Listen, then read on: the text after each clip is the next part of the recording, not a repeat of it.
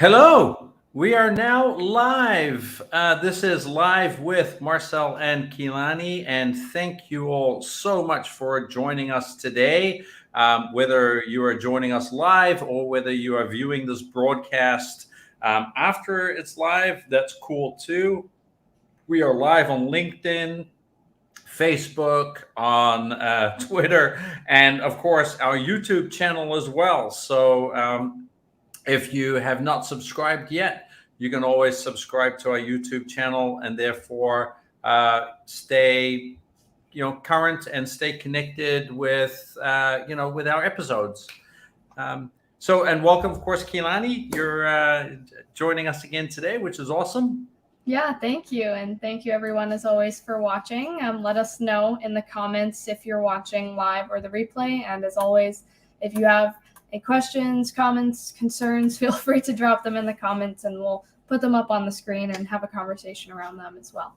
Yeah, good stuff. And today's episode is on future leadership, right? Kind of especially with regards to a new generation that is stepping into the workforce. The Gen Zs, and maybe some of the challenges that we might be seeing when working with younger people. Yeah, absolutely. I think this is such an important topic and something that we touch on quite a bit, and for good reason, I think, because Gen Zs are such a different generation from anything we've ever seen before. I think we've seen quite a jump between, the Gen X and the millennials, but jumping to Gen Zs now is kind of like a whole different world. There's new jargon, there's different kinds of jokes that are they're almost like meta jokes. You have to know the joke of the joke to get the joke. And there's a lot of confusion, I feel like, around Gen Zs, and learning to kind of navigate that and communicate with kind of a whole different world of people can be really helpful and important in leadership. Yeah, and you work with, of course, a lot with Gen Zs that are now in the workforce. What do I guess what is one of the most common challenges that you're seeing in your coaching clients in that Gen Z generation? I think there are two kind of pressing topics. The first one being a difference in values between the two. And I speak very broadly on two generations here, even though it's actually kind of a split between Gen Zs and then all the other generations now, as millennials have kind of grown up and kind of started to adapt more to the workforce. But I've noticed that Gen Zs have very different principles and values than the other generations do. They value more collaboration, being heard, not having to kind of be a workhorse in at work, and to be respected for the collaboration that they put in, the talents that they already have, and finding unique growth opportunities in their organization to keep building on what they already have, as opposed to kind of putting their heads down and working for 20, 30 years until they can work their way to the top. And then I think the other thing is, oh my gosh, I'm blanking on what the other topic was now. We can start with that one, and then I can always come back with the other one. Yeah, absolutely, and no worries at all. And of course, for the viewers too, if you have comments and things that you're seeing with regards to some potential challenges that you hear from your Gen Z colleagues and employees, feel free to chime in, right? And throw that in there, because it is such an important topic, and it's something that for me, being kind of a Gen Xer, and working a lot with clients who are in that Gen X space and Gen Y. I see a lot of misconceptions around kind of how Gen Z is going to be operating in an organization, and I see a lot of blind spots as well, right? Where there is this belief that we can just kind of keep doing the same thing that we're doing, and Gen Zs will adapt. right? And I find that really, really interesting, because from all of the research that we can see, that's actually not the case. And of course, this is a huge generalization, and within the Gen Z space, I'm surely there's there are people who can adapt, right, and can kind of follow that typical corporate model, right? That the old-fashioned corporate model, that vertical model, so to speak. But so many youngsters today identify that they don't necessarily fall in that type of category, and therefore find it difficult to even place themselves, let alone for companies to place them, right? And I find that a really interesting conversation, right? Because it's like I see so many companies, they claim that they have a system in place for Gen Zs, and yet those same companies, when you're talking to Kilani, when you're talking to these Gen Zs, you're hearing that there's actually very little that's being done, right? Which I find really interesting. Is on one side I'm talking to kind of these people say, oh yeah, we have a fantastic system to kind of onboard them and set them up for success, and to do all of these, and we're integrating technology, and we're doing all these wonderful things. And then you talk to the Gen Zs and they're like, no man, nothing. It's like, this place sucks. Right? And I find that really interesting, that we're okay with being so disconnected from this future generation. Yeah, I think that, and I guess this comes back to something we talk about a lot, which is the idea of trust. And I do see that there's movement in trying to create more of an environment that would help Gen Zs grow. But what I'm seeing a lot of from my experience is that a lot of older leaders are with good intention, creating all of these programs for Gen Zs to be onboarded, but it's coming from the perspective and the mind of someone in a different generation, right? So while they somewhat understand what Gen Zs are looking for, it's hard to still, fully be in the perspective of someone who is, like I said, in a completely different world, right? And so I think to maybe even have Gen Zs communicate their needs, and maybe that may be hard too, because being so young, sometimes Gen Zs don't know what they need, but to kind of have someone who's in that position already to kind of be on the decision making team of how do we actually onboard these people, which I think could be really important as well. And what that reminds me of, the reason why I say that there may be a difference between what Gen Zs really want and what older generations think Gen Zs want, is I was actually reading an article the other day that was written about how to communicate with Gen Zs, and it was a very funny article, very well written. But reading it from a Gen Z perspective, they were saying, here are the words that Gen Zs use, and I was like, I've never used any of those words in my life. And it was kind of a description of the generalization of Gen Zs, the same way we would say millennials only drink oat lattes and wear cool hats, right? Like, that's not the whole idea of a millennial. Same thing with Gen Zs. They say they make these weird jokes about things on the internet, and while that may be true to an extent, there's a lot there that isn't highlighted, and to no one's fault either, because it's something that can only be seen from the perspective of someone who's already in that experience, which is something that I'm observing a lot. Yeah, and you bring a good point, right? Because it's almost like, as you were talking about that article and the way that it was written, that would almost be like an article on women's leadership, right? Written by men, right? Kind of like, hey, this is how you talk to a woman.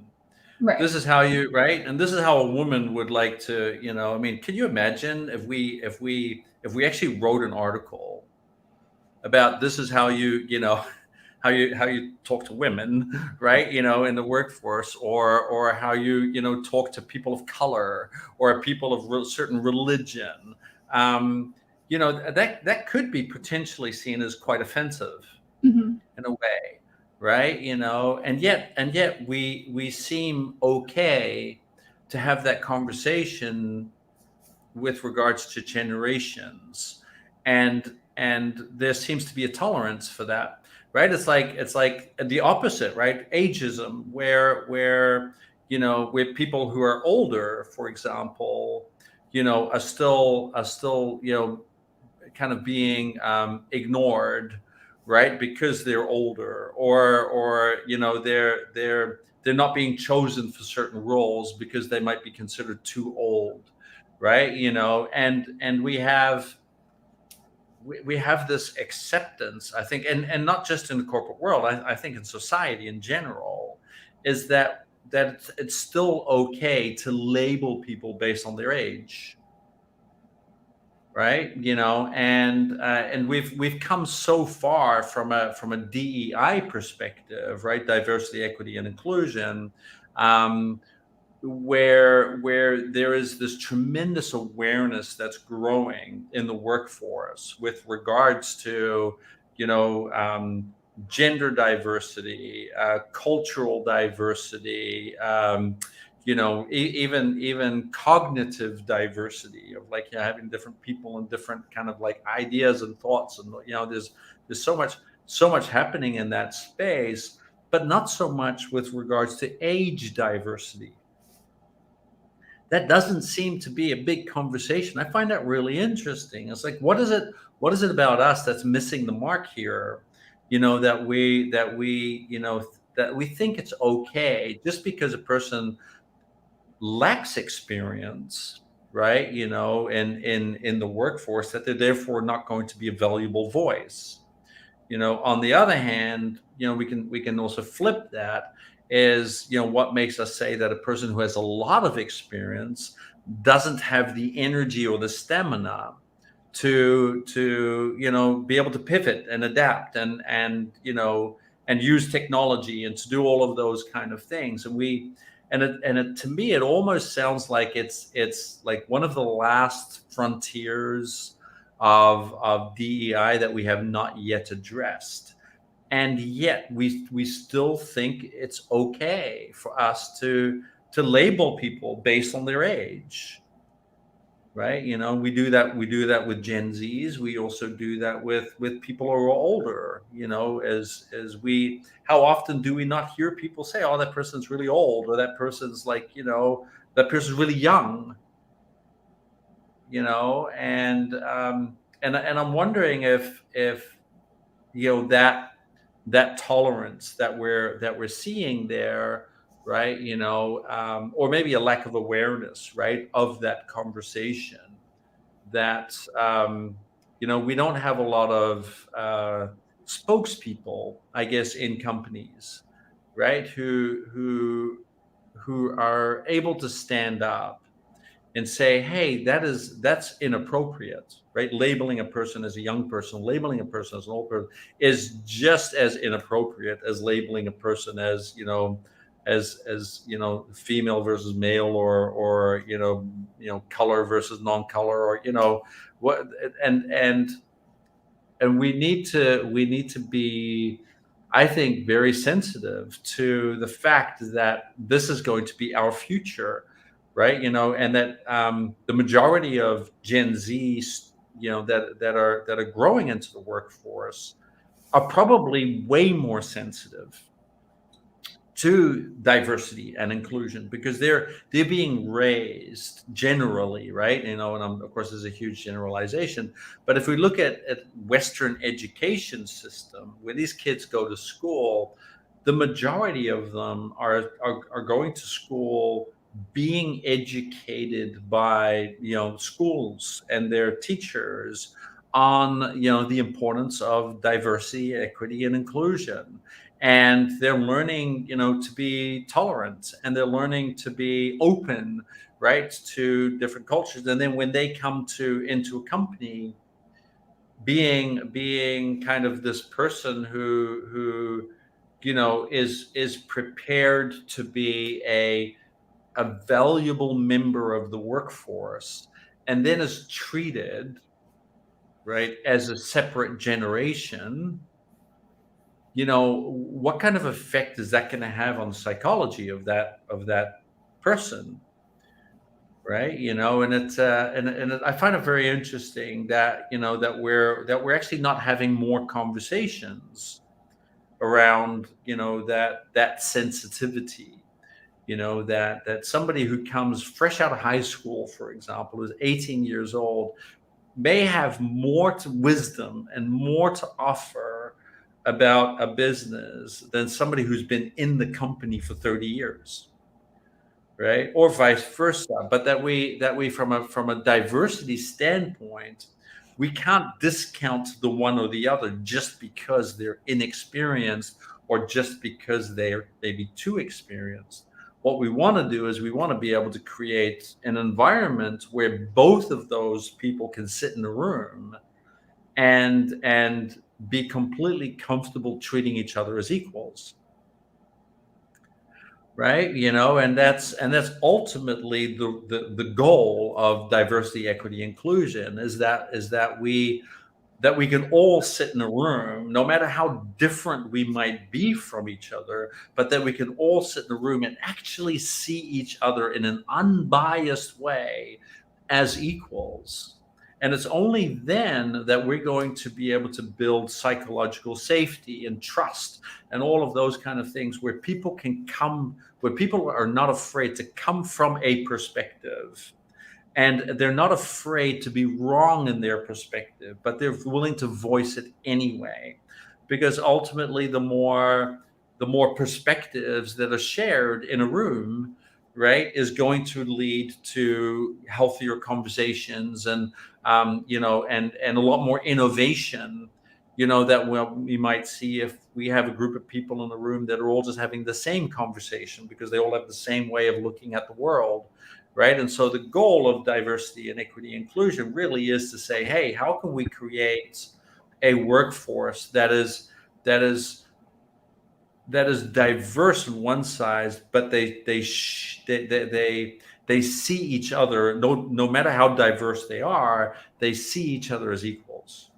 And unfortunately, because we are all raised with certain biases, right? We have an unconscious bias that we're raised with, that feeds into our belief system, and it's our ability to override that bias, that's going to help us see other people as our equal, no matter how young or how old or how different they might be.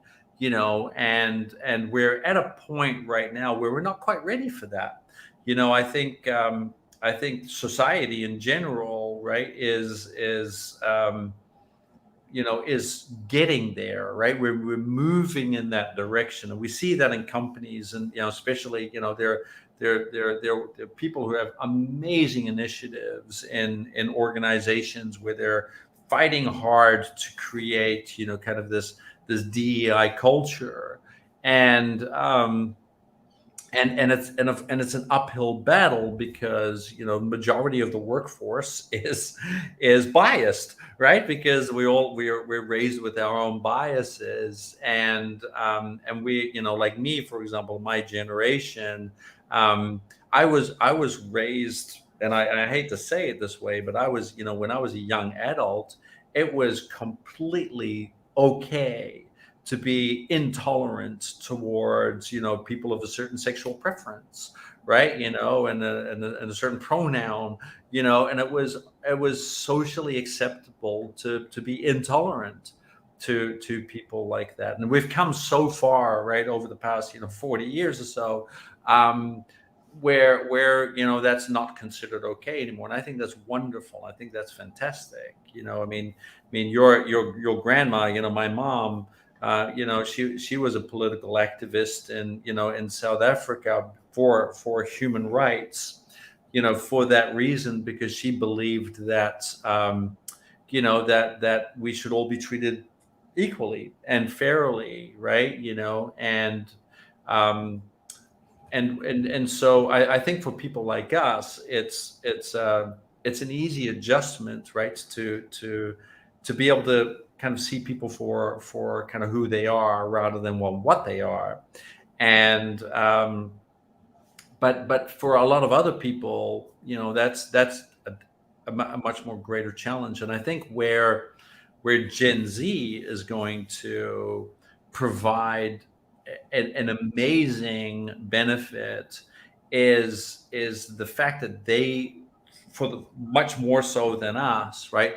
They were raised with kind of an intolerance towards kind of labeling people, right? And I think there's a greater acceptance and a greater tolerance towards and maybe even kind of a much more natural way of just accepting people for their difference and actually learning to leverage on that difference because they've had so much more practice at it because they were born into it and they were educated into it. And I think for the first time, right, we're going to see a generation of people that are going to be the bridge of what we call DEI.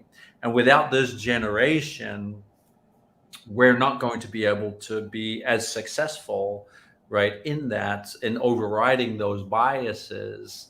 And so the Gen Z as a generation, they're tremendously important for any workforce because they're going to give us this opportunity to solidify that, permitting right, that we don't label them and we don't put them in pigeonholes, right, as, oh, they're just young, they're inexperienced, they don't know anything, or Gen Zs think they know everything, or Gen Zs are they're entitled and they're all we're labeling this generation.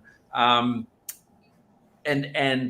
by doing that, I think we miss a tremendous opportunity of actually creating a culture of people, and not just in the workspace, but also in society in general. We miss out because this generation has so much wisdom to offer, and so much expertise when it comes down to actually being able to be unbiased with regards to working with people who might look different or behave different, or and we can learn a lot from this generation from that perspective, which we should be using as an example, rather than something that we're just kind of pigeonholing.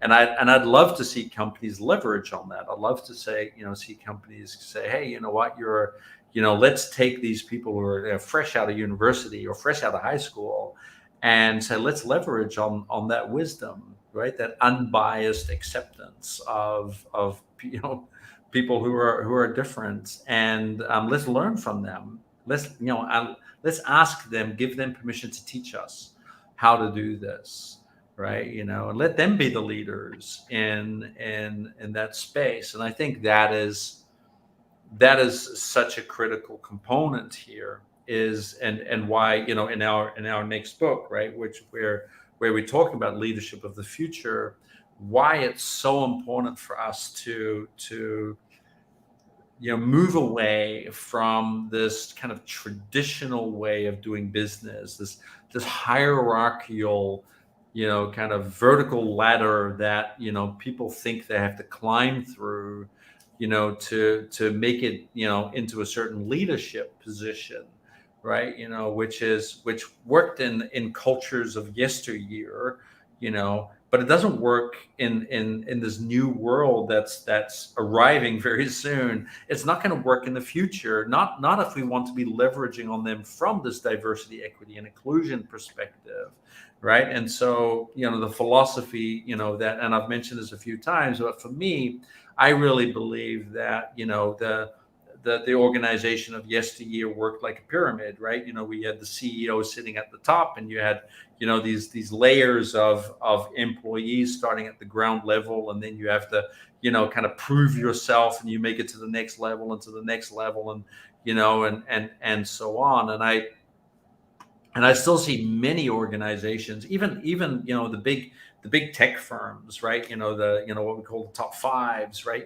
They even have levels of employees that still kind of, have to go through in terms of their promotions and the workload that's or the type of work that they end up doing at each of these levels really kind of shows you that when they're at a lower level, they're not doing a lot in leadership. But as those levels become higher and higher, it becomes more leadership oriented.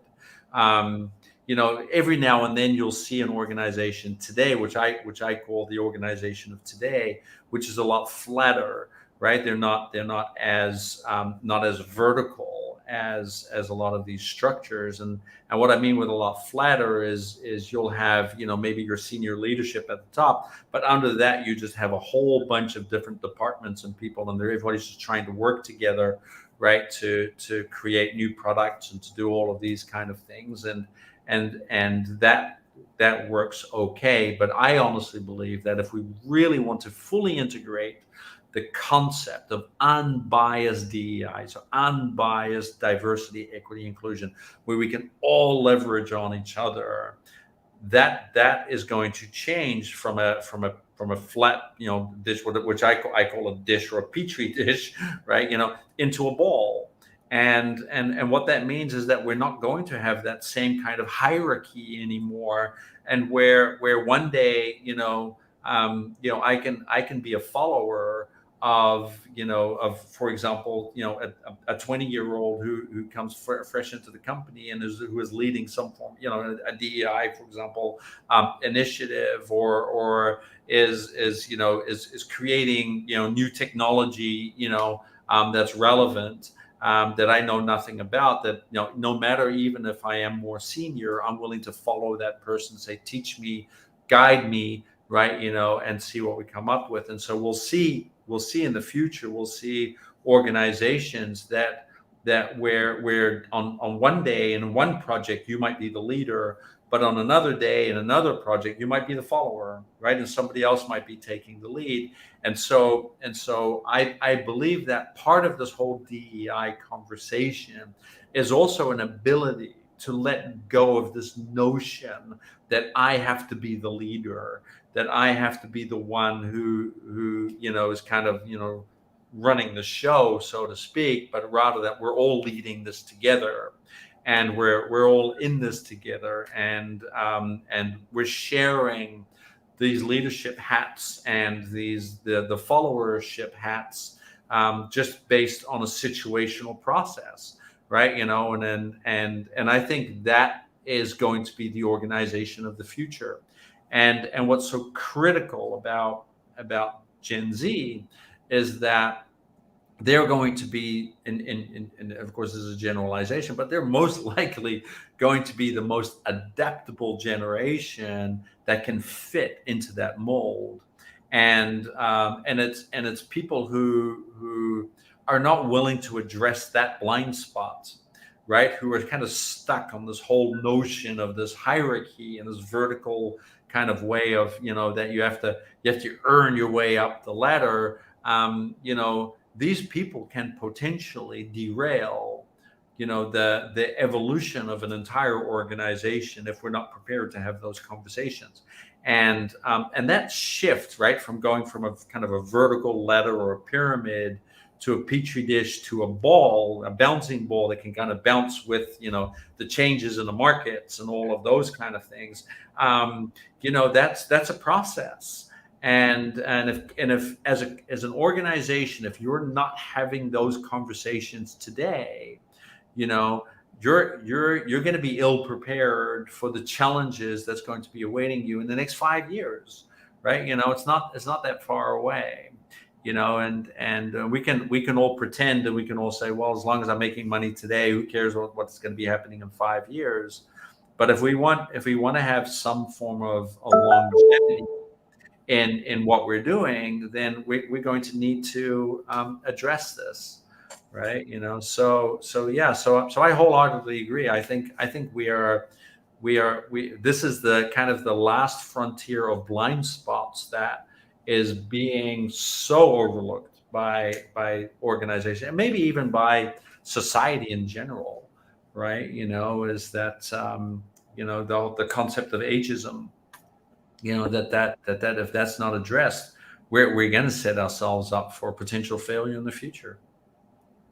Yeah, definitely. And I think the most important takeaway from what you said is that when it comes to leading a new generation, and really anyone as well, the most important piece is to really take every individual as the individual they are, instead of kind of trying to fit everyone into this one little box and having one specific way of doing things for everyone, when we do acknowledge that everyone is uniquely different, and not just in the sense of DEI, but also in the sense of every experience we've had as human beings shapes us in our perspective in a different way. And I think that kind of the one way to not go wrong, I guess, in leadership, if we could put a right or wrong to it, is to really just be present with the individual at hand and see, how can I best support this person as the person they are? And using that kind of as a general rule to kind of, build out systems to make it a little more streamlined and easier. Because I know that time is important. Wonderful. I love that. And I think if I could kind of rephrase that, it's almost like, we're all the same by being different. Right? Is that we all have the similarity, and the one similarity that we all have is that we're different. And maybe that's also why the bouncy ball concept of leadership, right, is that the only way that we are going to be able to move forward, because that's the only model that celebrates everybody, being equal in their differences, right? And that we can leverage on those differences, permitting that we treat every individual as a resource, right, of tremendous wisdom and experience, no matter how young, old, culturally different, or whatever it is. And that level of cultural diversity, right, cognitive diversity that you're then talking about, where every individual comes from a completely different experience, and in that we can all agree we are the same, right? Is that we are the same because we're different, and that is going to be that ideal model in the future, right, where we can walk into an organization and know that we're being celebrated for the fact that we're different, because that's what makes us the same, right?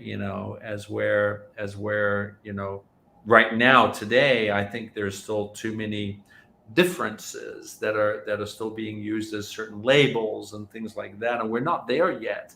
We still have a long way to go to be able to create a culture of people that celebrate each other's differences, right? That celebrate each other for having different opinions and different perspectives, moving away from what we think is right and wrong and all of those kind of things, and rather just kind of celebrating different, right? I want to hear a different perspective. I want to hear a different opinion, not because it's right or wrong, but because it's different. And it's when we combine all of these different opinions and different thoughts and different ideas together in one space, that's when the magic really happens, right? That's where amazing ideas come to light, and we're far from there. I do know of one or two organizations that are kind of creating prototypes around this way of working, right? And it's called community-based leadership. That's the term that a couple of these companies are creating. And there's one really great example is a company called Roche, which is a pharmaceutical company, and they've just recently done away with the whole job description thing, and they've done away with the levels and all of that kind of stuff. Like, you could have been with a company for 30 years, you're at the same level as a Gen Z that comes into the company. And it's a tremendously courageous attempt to kind of creating this community of people that leverage on each other. And what's interesting about that is all they do, which it kind of is really, really, really interesting, is all they've done is they've removed all of the titles and all of this kind of stuff, and they just simply put a bunch of people in a room together, and the only requirement that they have is that they hire good people. Right. And their philosophy is that if we have really talented people and really passionate people, and we put them in the same room together, something amazing is going to come out of that. We don't know what it is, but something amazing will come out of that. And what they're learning from that is that that's exactly what's happening.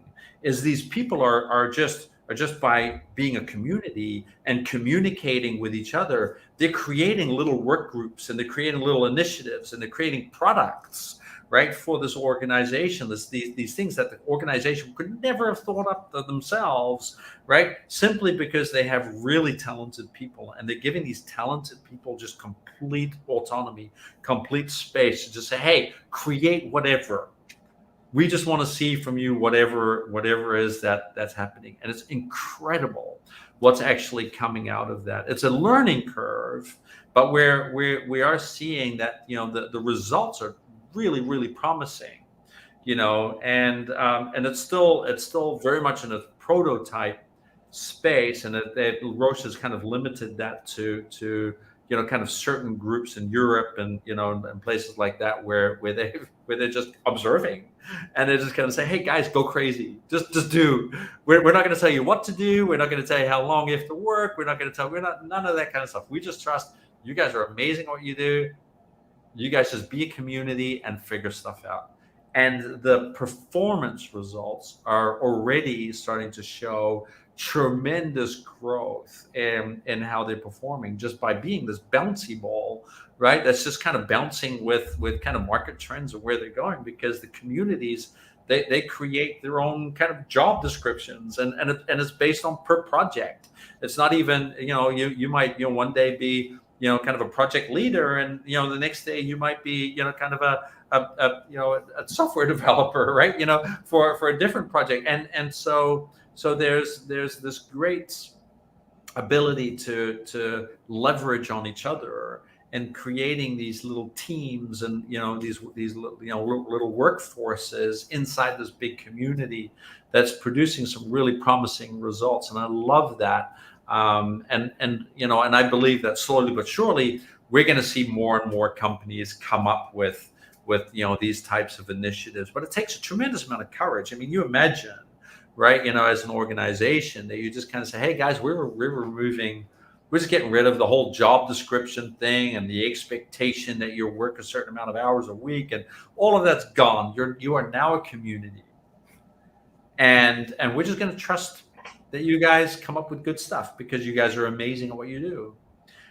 And I mean, that's going to be an interesting process for a lot of companies, right? So I can't wait to see what actually comes out of some of these prototypes, and I think it'll be very, very interesting.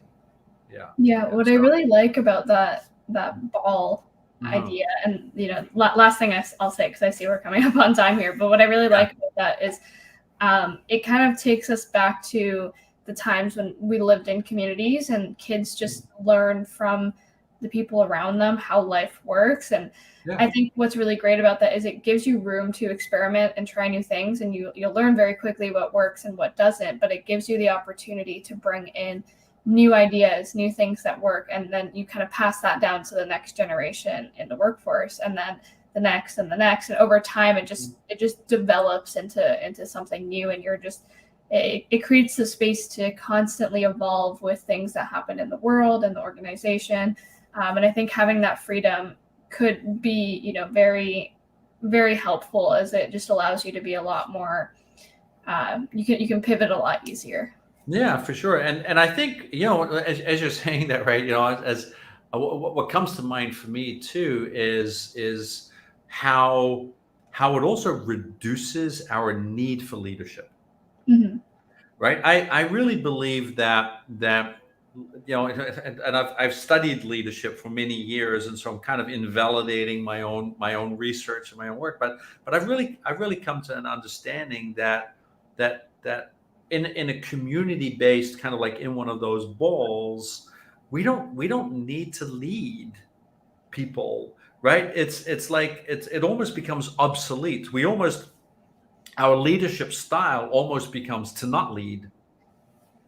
Right. And where in the vertical column, right, we still love to lead. We still feel like we have to motivate people, and we have to keep people in a kind of a certain, kind of way. And so there are all of these type of strategies and things like that, so it makes us feel important. Right. If I'm a leader, I'm like, wow, look at me. I was like, I'm supporting my people and setting them up for success. But in a community based, it's self-regulated. Right. People just regulate themselves because you're operating under the premise. And I think this is probably going to be one of the most important factors of community based leadership, is that you have the right people in place. And I think that's the most important thing. So what that's going to mean is that we're also going to have to see a lot of innovations in talent acquisition, right, and recruitment. And that we can't just hire people based on the CV anymore, because when we do, we're already pigeonholing. Right, we need to start hiring on attitude, not on aptitude. Because in community based leadership, it's not about aptitude, because we can leverage on each other. Right, it really is around attitude, our ability to be collaborative and not competitive. Right, and the ability to be willing to leverage on each other and to trust each other and to do all of those kind of things. That's going to be kind of a much more important factor. And when you have a group of people in the room that know they can trust each other, and they know that great things are going to come up because they just inherently trust the process, and they have amazing kind of work ethic, and they have amazing kind of desire to learn and grow, you put those people in a room and amazing things are going to happen. And they don't need to be led in the same way as what we think we have. And so I also believe, and I think this is going to be one of the biggest challenges for people from my generation, because we have a tendency to overvalue, right, kind of our input, and we have to overvalue, kind of the leadership that we actually then are creating. And that's probably going to be one of the biggest forms of resistance is that we're going to see to this, is that people are going to feel invalidated because they can't be the leader anymore, because they don't, the organization doesn't need that type of leadership anymore. And that's going to be fascinating, right, is when you can actually see something like that. And I really believe it's going to be sooner than later. Like I said, there are already a couple of companies that I know of that are already trying these things, and when they start producing success, right, other companies are going to go, oh wait, why are we not doing that? And that is also going to trigger, like for example, education systems. So if we look at education system, and for example, in United States, right, is an education system that still today values individualism and competition. Right, people compete for spots in the next higher school. They're very competitive with each other. But in societies like, for example, Europe, they're learning to be, kids learn at a very young age to not be competitive, but to be collaborative, to leverage on each other, and they're learning that at a very young age. So we will see these challenges that are going to happen with, when people kind of grow up in a certain culture, and they're like, all right, I'm now super competitive, I'm Superman, or Superwoman, and then they find themselves in this collaborative culture of this community. How are they going to adapt to that, right? So there are going to be some really, really interesting things I'm going to see, that we're going to be seeing in the next 5 to 10 years, which I really can't wait to see, because I think it really is going to spark tremendous innovation and tremendous growth, by the way, for society because of that. Yeah, and so that's kind of where I think I'll leave it for today. As you can see, we can talk about this stuff for hours. But and that's what and that's also what we're highlighting in the book, right? Is that there is this different way, and that if we don't embrace this potentially different way, we might be setting ourselves and our people up for failure, not for success.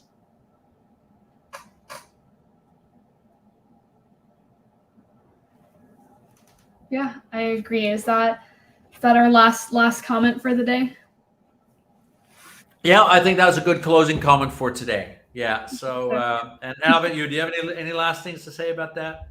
Nope, that's it for me. I think just kind of the last takeaway, again, just being, the presence and the taking each individual as they are as an individual. I feel like with that principle in work and in life, you can't go wrong with it. Yeah, exactly. By being different, we are the same. Mhm. Right. And I think that's and that's something we need to celebrate, right? Is that we are alike by being disalike.